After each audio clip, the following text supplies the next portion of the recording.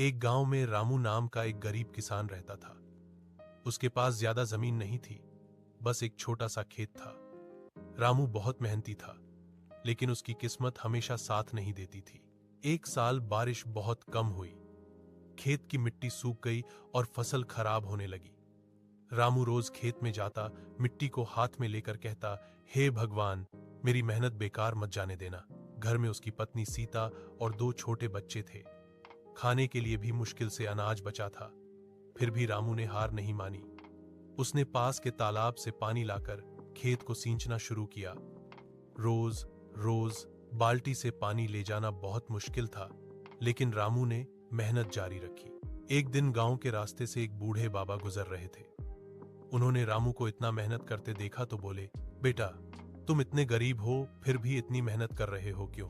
रामू ने कहा, बाबा, मेरे बच्चों का पेट भरना है, मेहनत ही मेरा सहारा है। बाबा रामू की बात सुनकर खुश हुए और बोले, मेहनत करने वाला कभी खाली नहीं रहता। इतना कहकर बाबा ने रामू को कुछ बीज दिए और कहा, इन बीजों को बो दो, ये तुम्हारी किस्मत बदल देंगे। रामू ने उन बीजों को खेत में बो दिया।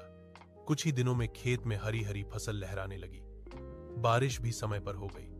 कुछ महीनों बाद जब फसल तैयार हुई तो इतनी अच्छी हुई कि पूरे गांव में चर्चा हो गई। रामू ने फसल बेचकर अपना कर्ज भी चुका दिया और घर में खुशहाली आ गई। उसके बच्चे स्कूल जाने लगे और पत्नी भी मुस्कुराने लगी।